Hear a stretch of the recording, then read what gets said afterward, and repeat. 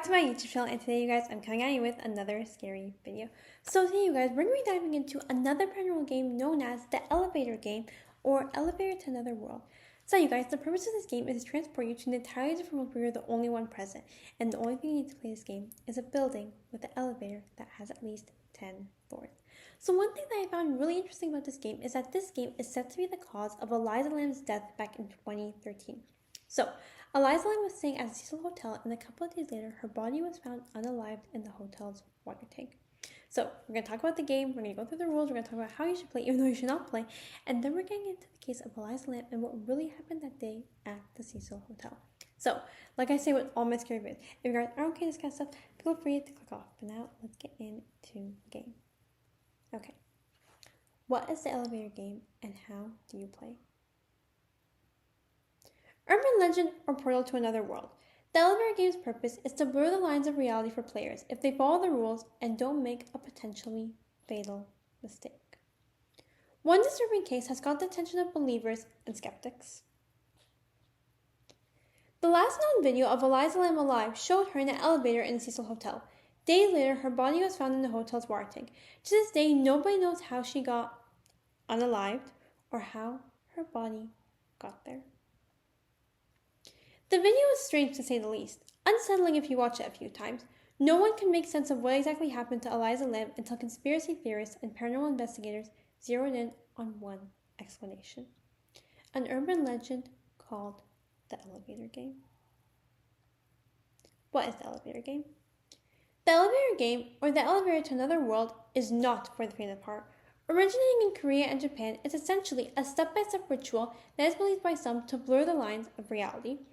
Although the exact dates of its origin are unknown, the game probably hasn't been around for very long, and some posts regard game outcomes dating back to only 2011. Not surprisingly, the popularity of the elevator game has been parallelly influenced by online accounts of it, and as too often happens, it has become even more widely known as the alleged cause of a tragedy: the death of Eliza Lam. How to play the elevator game? There are many steps to playing and surviving the elevator game. As we've been warned, it's important that you follow them precisely and in the exact order. In this game, you will need at least one player and an elevator in a building with a minimum of 10 floors. Step 1. Let's say you're the player. You enter an elevator alone or with another player. No outsider can enter the elevator with you, nor can you leave at any point. If you exit the elevator, you must start over. Step 2.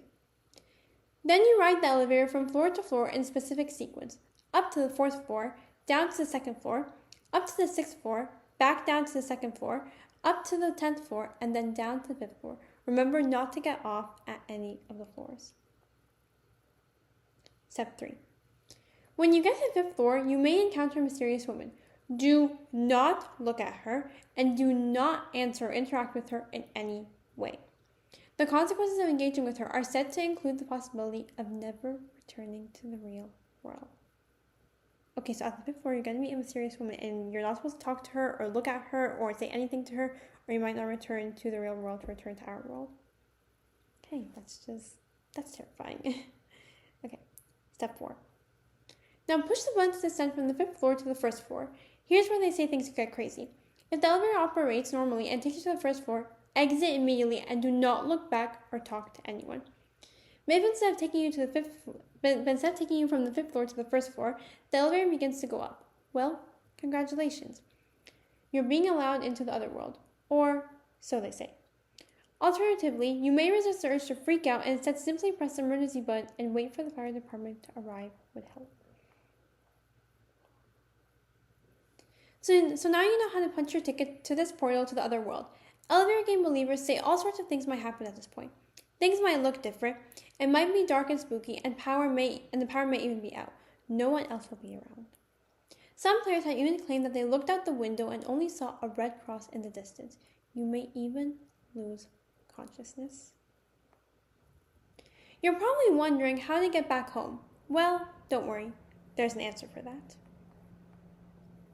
Steps to return safely from the other world. The way home has several steps, all of which players say you must follow exactly, lest you get stuck in the other world. Step 1. To get back to our world, the rules say that you must get in the same elevator you rode before. Finding it might be a problem, but believers advise that you keep searching until you find it. Step 2. Once you enter the elevator again, move from floor to floor in the exact same sequence you did originally. 4, 2, 6, 2, 10, 5. Step 3. Upon reaching the 5th floor, press the button to the 1st floor. Step 4. If the elevator starts ascending again, quickly press the button for any other floor before you reach the 10th floor. Or, as I've suggested before, you can simply press the emergency button and have a seat and wait for help to arrive. So now that we're safe back home, maybe it's time to consider the notorious case of a young woman who some believe was playing a game when she met her untimely end. Okay, so those are all the steps of how to get to the other world and return safely. And now we're getting into the mysterious case of Eliza Lam. What happened to Eliza Lam? Eliza was staying at the Cecil Hotel in Los Angeles, but her parents became concerned when they didn't hear from her on the day she was supposed to check out. They notified the authorities and investigators. Police couldn't find any trace of Eliza except for an eerie video of her behaving erratically in the hotel's elevator. In the video, Lam is seen stepping in and out of the elevator several times, seemingly talking to someone who wasn't there, frantically pushing many of the elevator buttons, making gestures with her hands, and looking around in a paranoid fashion. Throughout all of this, the elevator stayed in place and its doors never closed. After, Eliza's body was discovered unalived in the water tank of the hotel's rooftop. Was she experiencing some kind of psychic episode? Was there someone nearby but not captured by security cameras? Was Eliza playing the elevator game? Although Lam's autopsy was inconclusive in determining her manner of death, Los Angeles County Coroner Office found that she probably drowned by accident. The police went a little further and highlighted the fact that Eliza suffered from bipolar disorder, leading investigators to believe Eliza's death was a classic case of a mental breakdown leading to a tragic end. But of course, elevator game believers weren't going to buy such a ration, if incomplete explanation. Not surprisingly, elevator game believers were convinced that Eliza was playing the game. She must have broken the critical rule to not interact with the women in step 3. Worse, she might have been transported to the other world at that point and been prevented from returning alive to her normal world. As for hard evidence, the believers don't have any more than the LAPD. So what are we thinking? Maybe someone will find something on her computer that shows Eliza was into the elevator game, or maybe an investigator will find out how her body got into the water tank. And that is all it says. Okay. Wow. That was interesting. I think this is one of the shortest rituals I've gone into, but also one of the more interesting ones. So, Eliza Lam was apparently just found unalive in the hotel's water tank, and it said that she suffered from bipolar disorder. For those of you who don't know what bipolar disorder is a mental illness that causes unusual shifts in the person's mood, activities, energy, and concentration. So I find it really strange that she ended up in the water tank. Like, okay, she could have suffered from bipolar disorder, but it still doesn't explain how her body ended up in the water tank. Like, bipolar disorder can cause depression and can cause, it can, like, make it hard for people to go about, like, daily tasks that they do every single day. But bipolar disorder doesn't really explain how her body ended up in the water tank.